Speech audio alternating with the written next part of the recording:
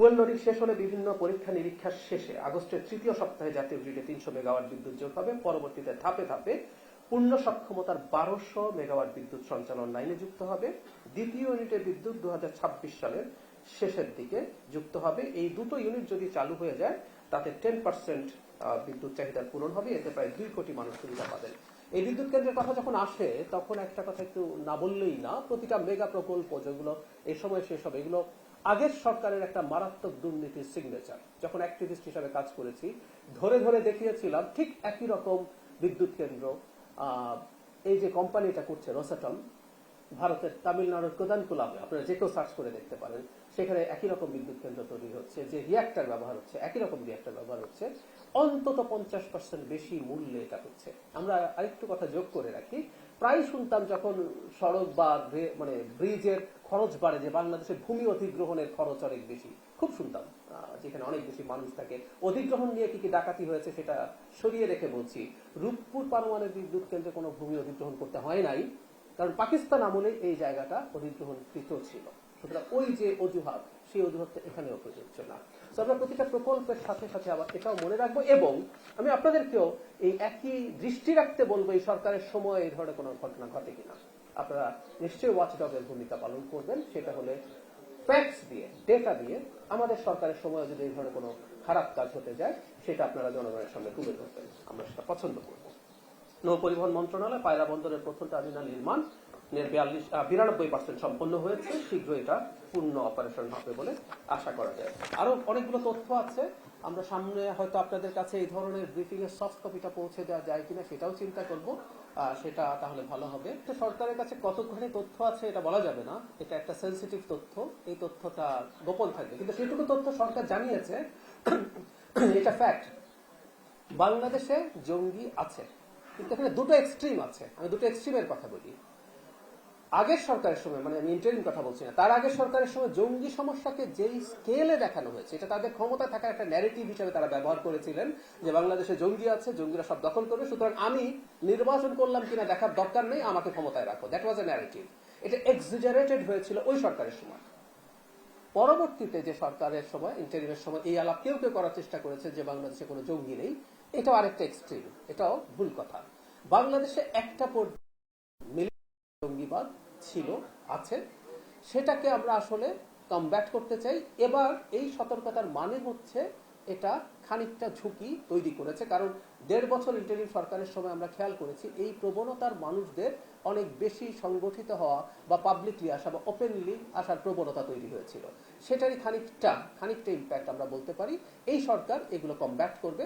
জনগণকে এটুকু বলতে চাই, এই ঝুঁকি এমন না যে এটার জন্য ভয় পেতে হবে, কিন্তু সেই পুরনো কথা, আমরা যদি কোনো একটা সংকটকে বা ডিজিজকে স্বীকার না করি এটা চিকিৎসা হবে না। সো ইটস দেয়ার, আমরা এটাকে একেবারে শূন্যের কোঠায় নামিয়ে আনার চেষ্টা করব। সরকারের জায়গা থেকে এগুলো যোগ করার কথা না, যে এবার মানে চাষের খরচও বাড়ছে, মানে আমাদের অনেকেই যথেষ্ট সহজে তারা জ্বালানি পাননি, সেচের সমস্যা হয়েছে। আমি এই ব্যাপারটাকে বিবেচনায় নিচ্ছি, আমি এটাকে একটা যৌক্তিক দাবি বলে মনে করি। প্রতি বছর বাই ডিফল্ট সাম পার্সেন্টেজ অন্তত ইনফ্লেশন অ্যাডজাস্ট করা উচিত। আমি আপনার সাথে নীতিগতভাবে একমত। আমি সংশ্লিষ্ট মন্ত্রণালয়কে এই ব্যাপারে তথ্য পৌঁছে দেব এবং আমি পার্সু করবো, আমি আপনাকে কথা দিচ্ছি। ভাই প্রশ্ন করেছেন যে বিএনপি দল হিসেবে স্টেক হোল্ডার হলো, বিরোধীরা মনে করছে বিএনপি কিছু না, তারাই সবকিছু।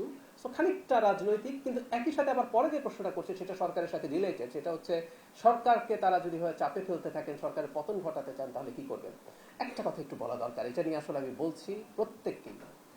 ধরুন কোন সরকার তার দেয়া প্রতিশ্রুতি রক্ষা করলো না, এটা তো খুবই উদ্ভট ব্যাপার না, আমাদের এই অঞ্চলে কি এটা হয় না? হয়। এই সরকার কি এখন পর্যন্ত তার দেয়া কোনো কথা রক্ষা করেনি? আমার উত্তর হচ্ছে এটা ভুল, রক্ষা করছে, কিন্তু তর্কের খাতিরে আবারও বলছি, প্লিজ ফটোকার্ড লিখে দিবেন আপনারা, এরপর আমি বলেছি সরকার রক্ষা করেনি, না, আমি এরকম কিছু বলছি না। এই যে এখন কত উল্টো পাল্টা কথা বলতে হচ্ছে জাস্ট বিকজ এই ধরনের ফটোকার্ড হয়। আবারও বলছি, আপনার যদি মনে হয় সরকার তার দেয়া কোনো প্রতিশ্রুতি রক্ষা করছে না, তাহলে একটা গণতান্ত্রিক ব্যবস্থার পথ কি? শেখ হাসিনার সময় আমরা পেঁয়াজের দাম 300 টাকা হলে আমি কিন্তু বলেছি তুমি ক্ষমতা থেকে নামো, পেঁয়াজের দাম 300 টাকা, তার মানেটা হচ্ছে এই স্মরণ করিয়ে দেয়া তুমি অবৈধভাবে ক্ষমতায় আছো। সো যত কিছু সমস্যা হবে আমি এটা ধরে তোমার পতন চাইবো, কিন্তু এটা একটা বৈধ সরকার। সো বৈধ সরকারকে ডিল করার প্রসেস হচ্ছে নির্বাচন। আপনি সংসদে কথা বলুন, টকশোতে তো দুর্দান্ত সরকারের বিরুদ্ধে পারফর্ম করছেন সোশ্যাল মিডিয়া মাঠে, আবারও বলছি, ইভেন মিসইনফরমেশন ডিসইনফরমেশন আপনি ছড়াচ্ছেন, সরিয়ে রাখি, মাঠে তারা ক্যাম্পেইন করছেন, সরকার বা বিএনপি কি কথা রাখে নাই, এগুলো করুন, জনগণকে কানেক্ট করুন এবং আগামী নির্বাচনে ভোট চান, সো জনগণ আপনাদেরকে নির্বাচন করে এবং আপনাদের ভালো হয়। আমি তো বরং এটা মনে করি সরকার কিছু কিছু কাজ করছে না, এটা সরকারকে করানোর চাইতে আপনি হাতে রাখেন, এটা আপনার জন্য সুবিধা, এটা নিয়ে আপনি রাজনীতি করতে পারবেন, সরকারকে ক্রমাগত চাপে ফেলতে পারবেন।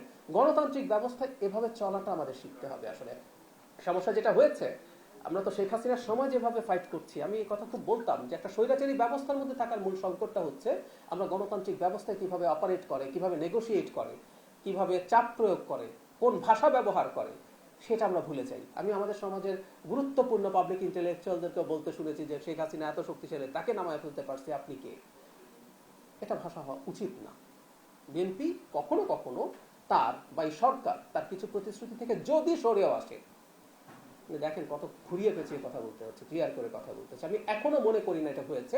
যদি হয়ও সেটা যৌক্তিক সমালোচনা করুন, চাপ প্রয়োগ করুন, তাতে সরকার কাজগুলো করবে। আর না করলে তো 5 বছর পর নির্বাচন আছেই, সেখানেই সেই ম্যান্ডেট বুঝিয়ে দেওয়া যাবে।